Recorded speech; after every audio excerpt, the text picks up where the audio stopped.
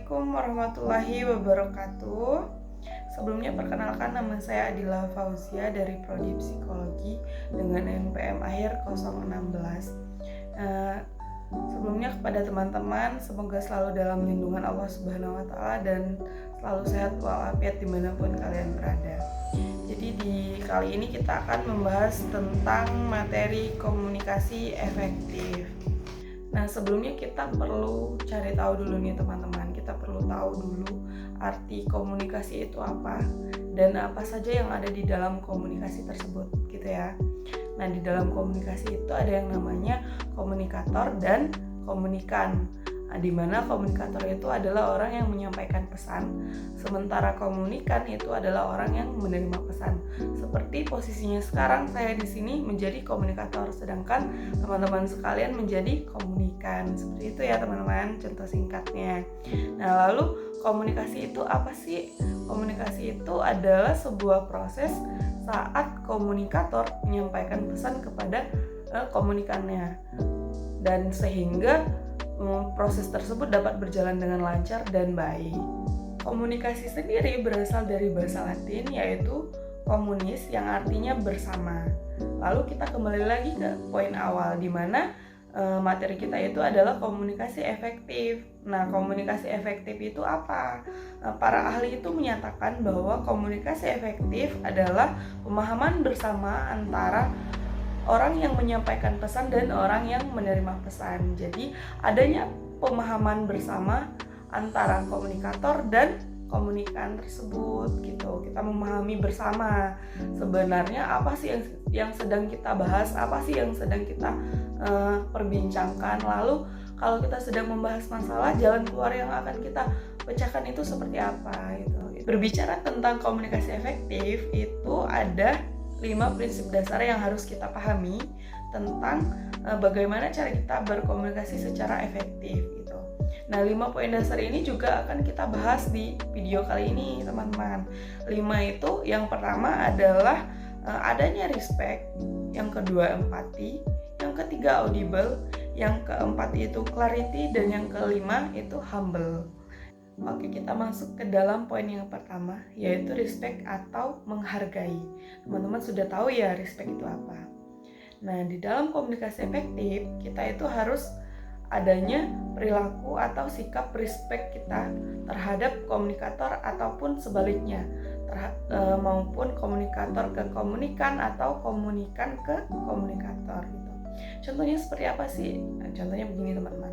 Ketika teman saya sedang berbicara kepada saya sebagai komunikan dan teman saya sebagai komunikator, respect yang saya berikan kepada teman saya itu dengan cara saya mau menatap matanya, saya mau mendengarkan apa yang dia bicarakan, saya mendengarkan dengan baik, saya tidak memegang HP ataupun berbicara dengan yang lain, dengan teman yang lain gitu. Itu sudah menunjukkan sikap respect terhadap teman saya yang sedang berbicara gitu. Nah, itu disebut sebagai respect antara komunikan ke komunikator ataupun sebaliknya ya teman-teman. Yang kedua, empati, sikap empati. Jadi di dalam komunikasi efektif itu kita juga dituntut untuk memiliki sifat empati. Nah, ketika kita dapat merasakan apa yang teman kita rasakan gitu. Contohnya begini teman-teman, ketika kita mau berbicara atau berkomunikasi dengan teman kita itu harus mempunyai sifat empati untuk menempatkan diri, untuk menyikapi gimana cara kita menyampaikan pesan terhadap teman kita gitu. Contohnya kalau posisi teman kita sedang sedih atau sedang bahagia, sedang marah, itu cara kita menyikapinya seperti apa, cara kita menyampaikan pesan yang mau kita sampaikan itu seperti apa. Itu yang dimaksud sama empati gitu. Jadi ketika teman kita sedang marah, maka komunikasi yang kita gunakan itu seperti apa. Nah, ketika teman kita sedang sedih, cara kita menyampaikan komunikasi itu harus sesuai dengan situasi klien kita atau situasi komunikan yang akan kita jadikan lawan bicara. Itu adalah sifat empati dalam komunikasi efektif. Poin ketiga adalah audible atau terdengar. Ini tentang bagaimana cara kita menyampaikan pesan dengan baik sehingga dapat diterima, dapat didengarkan, dan dapat disimpulkan oleh lawan bicara kita gitu. Nah, ketika kita bisa menyesuaikan cara kita berbicara terhadap kepada siapa kita berbicara gitu.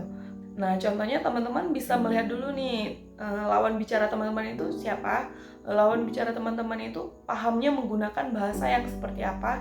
Nah, ketika kita bisa menyesuaikan, lalu pesan kita akan tersampaikan dengan baik dan dapat diterima dengan baik, itu yang dinamakan dengan audible. Oke? Selanjutnya poin keempat atau faktor keempat itu adalah clarity. Nah, clarity ini masih sangat berkaitan erat dengan poin kita yang ketiga tadi, yaitu audible. Apa sih clarity ini? Nah, clarity ini tentang bagaimana cara kita menyampaikan pesan, bagaimana pesan yang kita salurkan itu dapat diterima dengan baik oleh penerima pesan dan dapat disimpulkan dengan baik tanpa menimbulkan misinterpretasi. Selanjutnya faktor terakhir itu adalah humble. Humble ini berkaitan erat dengan poin yang pertama, yaitu respect. Nah, contohnya ketika kita ingin dihargai, tentunya kita juga harus menghargai gitu. Nah, humble ini kita bisa memposisikan diri kita sendiri agar tidak lebih dominan berbicara dan agar kita bisa menjadi pendengar yang baik gitu. Selain kita mau didengar, kita juga harus menjadi pendengar yang baik. Maka kita harus memiliki sikap humble. Mungkin itu saja yang dapat saya sampaikan seputar tentang komunikasi efektif. Apabila ada kesalahan dan kurangnya, saya mohon maaf. Semoga apa yang saya sampaikan dapat bermanfaat bagi teman-teman sekalian. Saya akhiri, wabillahi taufiq wal hidayah. Wassalamualaikum warahmatullahi wabarakatuh. Dadah.